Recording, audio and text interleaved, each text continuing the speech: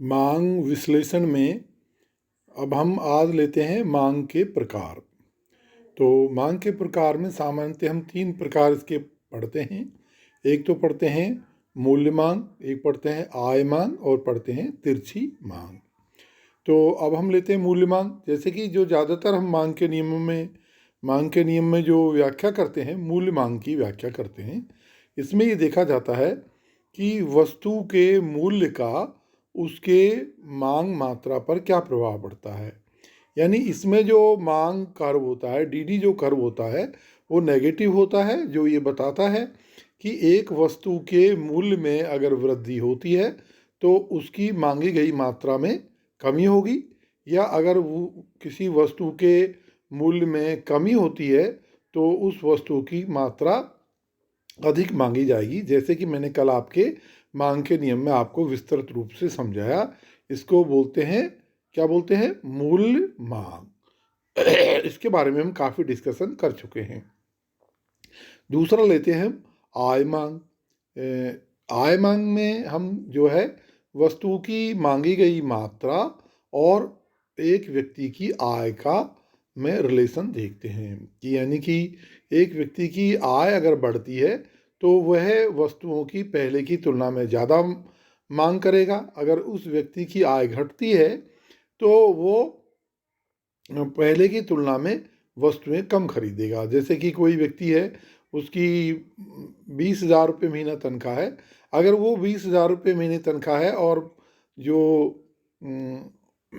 दूध पर जो खर्चा करता है वो 2,000 रुपये महीने का दूध पर खर्चा करता है। अगर उस व्यक्ति की जो है आय जो है 20,000 से बढ़कर जो है 25,000 होगी तो वह दूध पर जो है अपना खर्चा बढ़ा देगा। यानी कि पहले जो अगर वो 1 लीटर दूध ले रहा था तो अब वो 2 लीटर या 1.5 लीटर दूध लेने लगेगा। तो ये आय मांग का जो डीडी कर्व होता है वो पॉजिटिव होता है। यानी कि ये दो जो हैं, आय और मात्रा, वस्तु की मात्रा और व्यक्ति की आय, दोनों में धनात्मक संबंध को बताता है। यानी आय बढ़ेगी तो वस्तु की मांगी गई मात्रा भी बढ़ेगी, आय घटेगी तो वस्तु की मांगी गई मात्रा भी घटेगी। तीसरी प्रकार की जो हम मांग लेते हैं वो लेते हैं तिरछी मांग।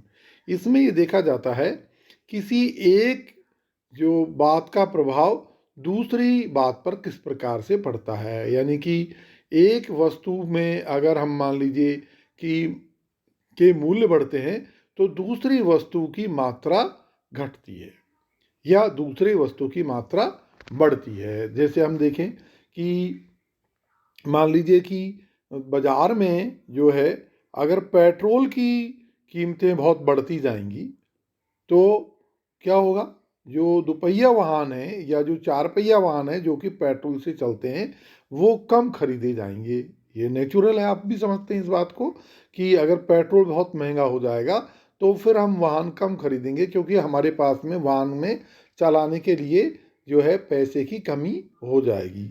इसी तरह से अगर मान लीजिए पेट्रोल की कीमतें सस्ती हो जाती हैं तो जो पेट्रोल से चलने वाले साधन हैं उनकी डिमांड ज़्यादा हो जाएगी। यानी कि हम ये देखते हैं कि ये जो वस्तुएं हैं किस तरह की, एक दूसरे की पूरक वस्तुएं हैं, एक दूसरे के सहयोग से चलती है। तो इनमें जो जो रिलेशन होता है वो कैसा होता है, नेगेटिव होता है।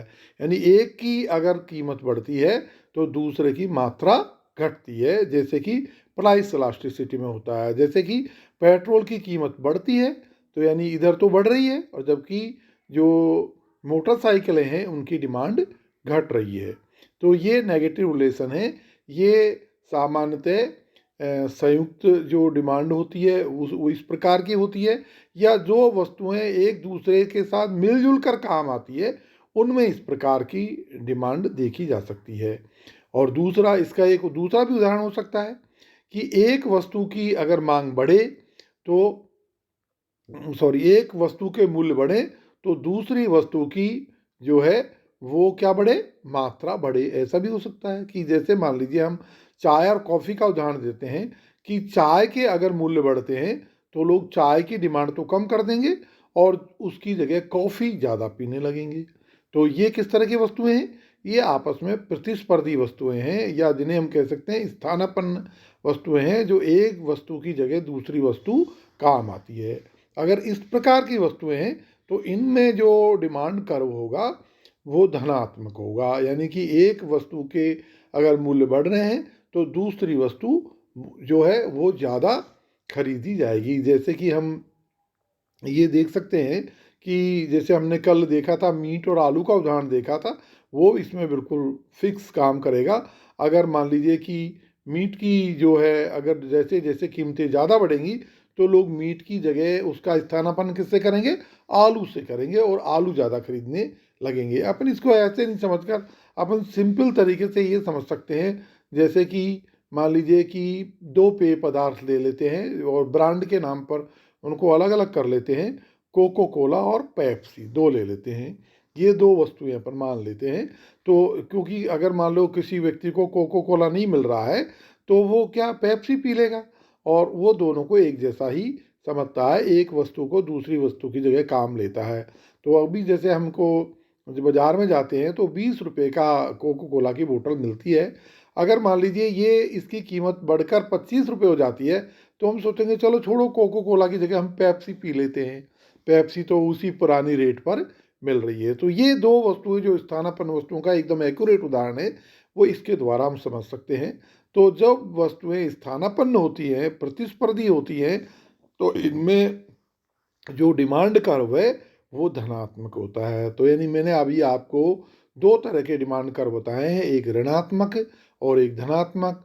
ऋणात्मक मैंने आपको बताया है प्राइस डिमांड में बताया है, धनात्मक आपको जो है इनकम डिमांड में बताया है। और ये दोनों प्रकार के जो है वो तिरछी मांग में ये दोनों प्रकार के, एक जो है जो धनात्मक है वो स्थानापन्न वस्तुओं में देखने को मिलता है, जबकि जो अनुपूरक वस्तुओं में ऋणात्मक देखने को मिलता है। तो ये हमने जो है इम्पोर्टेंट चीज़ देखी है। ये जब भी हम आगे इसका अध्ययन करेंगे, जब भी हम डिमांड कर्व को समझाने की कोशिश करेंगे या देखेंगे, तो ये आपको ध्यान देना चाहिए कि ये जो इस प्रकार का अगर मैं वर्णन करता हूँ तो आप इसको नोटिस करें और समझें। अगर फिर भी कोई अगर आपको प्रॉब्लम आती है तो मेरे को बताएं, मैं आपको इसके बारे में और विशेष रूप से ध्यान देकर समझाऊंगा। Okay, thank you.